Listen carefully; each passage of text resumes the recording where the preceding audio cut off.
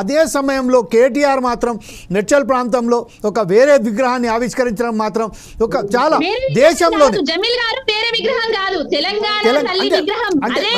ఆ విగ్రహాలు ఏదైనా పట్టుకున్నాం తెలంగాణ రాష్ట్రంలో హైదరాబాద్లో పర్టికులర్గా ఒక మేరే దగ్గర వేయడం వలన ఒక రాంగ్ మెసేజెస్ వెళ్తున్నాయి. అందరం కలిసికట్టుగా దాని యొక్క సమిష్టిగా దాని మీద ఒక ఆలోచన దాని మీద ఒకసారి సమిష్టి ఒక కృషి చేసి అది రావాల్సింది. కాకపోతే జమీల్ గారు మీరు ముందు వీడియో ఆన్ చేసిండ్రు, కేటీఆర్ అన్న గారు ఎంత సంస్కారంగా మాట్లాడిండ్రు.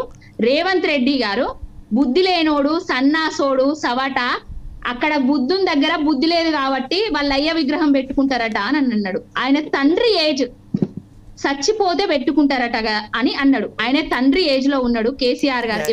పరంపర మనకు తెలంగాణలో మాత్రం మనం పరంపర చూస్తూనే ఉన్నాం మ్యామ్. ఎవరైనా కానివ్వండి ఇలాగా ఈ రోజు ఇంత అనేది ఎవరికైనా అధికారం అనేది శాశ్వతం కాదు. మీరు సంస్కారంగా మాట్లాడితే మేము సంస్కారంగా మాట్లాడతాం. ఈట్కా జవాబ్ పత్తర్ సే దేంగే అన్నట్టుగానే ఇస్తున్నాము. మీరు అంటే కేసీఆర్ గారు మాట్లాడలేదా అంటే మాట్లాడిండ్రు. తెలంగాణ రాష్ట్ర ఏర్పాటు కోసం మాట్లాడిండు. తెలంగాణ రాష్ట్ర అభివృద్ధిలో ఎవరైతే ఆటంకాలు చేస్తున్నారో వాళ్ళ మీద మాట్లాడిండ్రు.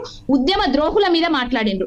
కానీ ఒక తెలంగాణ తెచ్చిన నాయకుని పట్టుకొని, ఆయన తండ్రి వయసు ఉన్న ఆయనను పట్టుకొని రేపు సచ్చిన తర్వాత బుద్ధుని పక్క పొంటి బుద్ధి లేనోడు వాని విగ్రహం పెట్టుకుంటాడు. అవేం మాటలు? ఇప్పుడు డాక్టర్ గారు మీరు చెప్పండి, ప్రతిసారి తెలంగాణ తీసుకొచ్చిన ఆయన తెలంగాణ సాధించిన అని ఏదైతే పావని గౌడ్ గారు చెప్తున్నారు, దీని మీద ఏకీభవిస్తారా?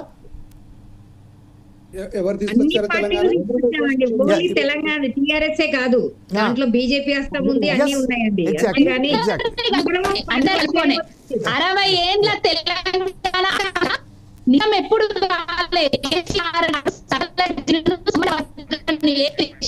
ఉన్న ఆల్ పార్టీస్ ని ఒప్పించి తెలంగాణ రాష్ట్రాన్ని అందరూ ఒప్పుకున్న విషయమే కదా ఉన్నారు. ఇప్పుడు ఏంటంటే కేసీఆర్ వాళ్ళు చేయాలి కదా తెలంగాణలో. రాష్ట్రం ఉన్న నాళ్ళు కేసీఆర్ పేరు అది జీర్ణించుకోలేదు. బాగా బ్రేక్ అవుతుంది. కానీ ఒక విషయం మాత్రం గమనించాలి మ్యామ్, ఏదైతే ఆనాడు చిదంబరం గారు ఏదైతే పార్లమెంట్ సాక్షిగా ఏదైతే ఒక అది ఆయన స్టేట్మెంట్ ఇచ్చారో, దాని తర్వాత తెలంగాణ సోనియా గాంధీ ఏదైతే ప్రకటించిందో, అది ఎవరైనా కానివ్వండి తెలంగాణ సాధించడానికి ప్రతి పౌరుడు, తెలంగాణ పుట్టిన ప్రతి పౌరుడు, దానికి సంబంధించిన యువకుడే కానివ్వండి, లేకపోతే స్టూడెంట్సే కానివ్వండి, రైతు కానివ్వండి, ప్రతి ఒక్కరు కృషి వల్లనే తెలంగాణ సాధించడం జరిగింది. దాన్ని వేరే ఏం లేదు. ఆ విషయంపై ఇప్పుడు ప్రస్తుతం మనం చర్చ మాత్రం తెలంగాణ విగ్రహంపైదే జరుగుతుంది. ముఖ్యంగా అందరూ ప్రతి ఒక్కరు మేడమే చూడండి, దానికి సంబంధించిన న్యాయవాదులు కూడా ఎంత బ్రహ్మాండంగా అక్కడ పోరాటం చేయవలసి వచ్చింది. వాళ్ళు కూడా ఎంత చేశారు మనం చూసాము. ప్రతి చోట ప్రతి విషయంలోనూ మిలియన్ మార్చ్లో మాత్రం నేను చూసిన వాటైతే అప్పుడు మేము కవర్ చేయడానికి పోయింది ఎంత మేము అనుభవించాం దానికి సంబంధించి. ప్రస్తుతం అయితే ఇప్పుడు ఈ తెలంగాణ విగ్రహానికి సంబంధించిన డాక్టర్ గారు కంక్లూజన్గా మీరు ముగ్గురు కూడా ఒక్కొక్క చిన్న బయటలలో మాకు ఒక సూటిగా మీ సమాధానాలు చెప్పేసేయండి ప్లీజ్. ప్రజాస్వామ్య ఒక్క మాట వినరా.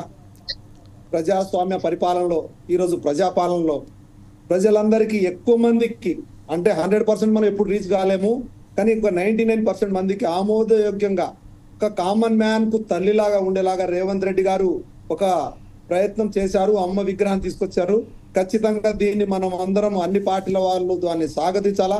ఎందుకంటే అది కేసీఆర్ గారు ఏవైతే ఉద్యమ లక్ష్యాలు ఉన్నాయో పరిపాలనలో అవన్నీ పక్కన పెట్టారు కాబట్టి, అమ్మను కూడా అట్లే ఒక రాచరిక పోకడతో చిత్రీకరించారు కాబట్టి, ప్రజాపాలనలో ప్రజలకు చేరువే అమ్మలాగా ఈ రోజు రేవంత్ రెడ్డి గారు తీసుకొచ్చారు కాబట్టి ఖచ్చితంగా దానికి గౌరవించాలి, అందరూ ఆహ్వానించాలి. కేసీఆర్ కూడా ఈ రోజు ఆ ప్రోగ్రామ్ కి ఈ రోజు వచ్చి ఉంటే మేమందరం హర్షించే వాళ్ళము.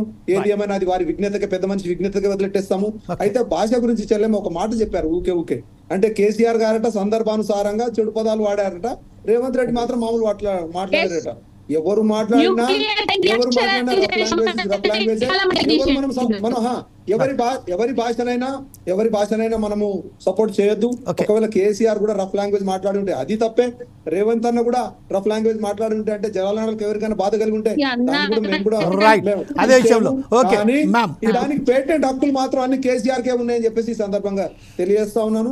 సో అమ్మను శ్రీదేవి గారు, పావని గారు మీకు లాస్ట్ పావని గారు మీరు సెకండ్, దాని తర్వాత ఛాన్స్ కాక ఇప్పుడు శ్రీదేవి గారు మీరు చెప్పండి సూటిగా. ఇప్పుడు తెలంగాణ విగ్రహానికి సంబంధించి మనం ఒక డైరెక్షన్ ఏం ఇవ్వదలుచుకున్నారు మీరు? తెలంగాణ విగ్రహాన్ని మారవటం తప్పే అండి. ఇప్పుడు ఉన్న తెలంగాణ విగ్రహాన్ని ఎలా ఉందో అలా ఉంచితేనే అందరికీ కూడా మంచిది. ఎందుకంటే ఆ విగ్రహాన్ని మనం ప్రజల్లోకి తీసుకెళ్లి పలానా తెలంగాణ బిడ్డ అని చెప్పడానికి కూడా కొన్ని రోజులు, నెలలో, సంవత్సరాలు పడుతుంది. చిన్నపిల్లల నుంచి కూడా మనం చూపించేది ఏమిటి అంటే తెలంగాణ బిడ్డ అంటే ఇలా ఉంటుంది, ఇప్పుడు ఈ దేవుడు ఇలా ఉంటాడు, ఆ దేవుడు ఇలా ఉంటాడు అటు చెప్పినట్టు తెలంగాణ బిడ్డని గురించి కూడా మనం అలానే చెప్పుకున్నాం. కాబట్టి అలా ఉంటేనే బాగుంటుంది. ఏదన్నా నచ్చకపోతే మనం ఆ రోజే చెప్తే మనం అప్పుడు గొడవ అయ్యేదే. సో కాలేదు అంటే బతుకమ్మని పెట్టుకొని ఉంటాం. అక్క చెప్పినట్టు బతుకమ్మ అనేది వెలుగెల్పండి ఆడవాళ్ళకి గౌరమ్మతో సమానం. మనం బతుకమ్మ వచ్చిందంటే ఆ 9 రోజులు మేము 10 రోజులు కూడాను ఇంట్లో పసుపు కుంకాలు గౌరమ్మ మేము బయటకు వెళ్ళి ఆడుతూ ఉంటాము. ఇంట్లో పట్టించుకోము, ఆడి వస్తామన్నమాట. ఇంట్లో వాళ్ళు కూడా డిస్టర్బ్ చేయరు. ఎందుకు అంటే మాకు రిలాక్స్ అయ్యేదే ఆ టైం. అదొకటి, సంక్రాంతి ఒకటి. కాబట్టి మన తెలంగాణ తల్లి ఎలా ఉంటేనే అలా ఉంటుంది. ఎవరైనా పూజిస్తాం తెలంగాణ తల్లిని, అందరం పూజిస్తాము, అందరం చేస్తాము. మీరు ఇవాళ పెట్టారని పూజించకుండా ఉండము, అంత ముందు పూజించి ఇప్పుడు పూజించకుండా ఉండము. ఎప్పుడు తల్లిని తల్లి అంటాం. మేము అందరం కూడా ఉద్యమంలో పాల్గొన్నాము. అందరము దాంట్లో పాల్గొని చిన్న నుంచి పెద్ద వరకు లాయర్లు అందరూ, మీడియా వాళ్ళు మనకి బాగా సహకరించారు. అప్పుడు కూడా తెలంగాణ రావడానికి కూడా మీడియా అన్న నమస్తే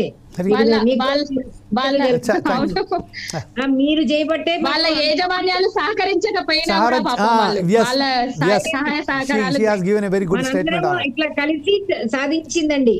వాళ్ళే టిఆర్ఎస్ వాళ్ళు సాధించలేదు, బిఆర్ఎస్ మన కాంగ్రెస్ వాళ్ళు కాదు, మేము బీజేపీ వాళ్ళు అందరం కలిసి చేస్తేనే ఇది సాధించగలిగాం. కాబట్టి ఇప్పుడు కూడా మనం అందరం కలిసే ఉండాలి. ఈ గొడవలు లేకుండా తల్లి ఎలా ఉండాలో అలా ఉంచేసి ఈ గొడవలు లేకుండా చూడాలని నేను కోరుకుంటున్నాను. ఓకే పావని గారు, this is the last chance to you. Now give me explanation about it. Final. Okay, అందరం కలిసి ఉద్యమం చేసినాం, తెలంగాణ సాధించినాం.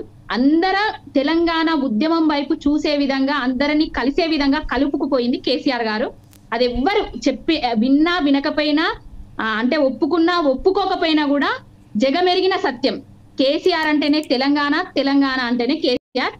60 ఏళ్ల ఆకాంక్షను ముద్దాడిండు, కలగన్నాడు, కళ స్వప్నాన్ని సాకారం చేసుకున్నాడు ఉద్యమ నాయకుడు. మార్పు అని కొత్త ప్రభుత్వం అధికారంలోకి వచ్చింది. కేసీఆర్ గారి మీద ఆనాటి బిఆర్ఎస్ పార్టీ మీద బురద జల్లి అబద్ధాలను నిజాలుగా చెప్పి అధికారంలోకి వచ్చింది. డిసెంబర్ 9వ తారీఖు అన్నది 6 గ్యారంటీలు అన్నది, 420 హామీలు అన్నది. 420 హామీలను మర్చిపోయే విధంగా, 6 గ్యారంటీలను మర్చిపోయే విధంగా ఆది నుంచి డైవర్షన్ పాలిటిక్స్ చేస్తున్నారు. ఈ డైవర్షన్ పాలిటిక్స్ కట్టబెట్టి ప్రజల జీవితాల్లో మార్పు తేండి. కేసీఆర్ గారి కంటే గొప్పగా పరిపాలించి చూపెట్టండి. మన తలసరి ఆదాయాన్ని పెంచండి, మన పేదరికాన్ని తగ్గించండి, ప్రతి పేదోడికి ఇల్లులు కట్టియండి, ఇచ్చిన హామీలు నెరవేర్చండి. నిరుద్యోగ బిడ్డలందరికీ 2 లక్షల ఉద్యోగాలు వేస్తామని చెప్పిండ్రు కదా, అవ్వేయండి. విగ్రహాల మీద తెలంగాణ రాష్ట్రం మీద, నెంబర్ ప్లేట్ల మీద, చిహ్నాల మీద రాజకీయాలు చేసుడు పనిచేయరు. ఇప్పటికైనా జనాలందరూ కూడా, జమీల్ గారు ఒక్క విషయం, జనాలందరూ కూడా పూర్తిగా వ్యతిరేకతతో ఉన్నారు కాంగ్రెస్ పార్టీ మీద. నెల రోజుల నుంచెల్లే వ్యతిరేకత స్టార్ట్ అయింది. మీకు అధికారం వచ్చిందన్నా జనాల దగ్గర మంచి పేరు తెచ్చుకోండి. అరే కేసీఆర్ గారి కంటే గొప్పగా పరిపాలిస్తున్నారు అని తెచ్చుకోండి. కానీ నీచాతి నికృష్టంగా తిట్టే విధంగా వచ్చి ముఖ్యమంత్రి అంటే గిట్లుండద్రా బాయ్ అనే విధంగా అందరు రాష్ట్ర ప్రజలు మన రాష్ట్రం దిక్కు చీ అనుకుంటున్నారు. అది బంద్ చేయండి, కొంచెం ఆ బూతులు బంద్ చేయమని చెప్పండి, ఈ రాజకీయాలను బంద్ చేయమని చెప్పండి, అభివృద్ధి రాజకీయాలను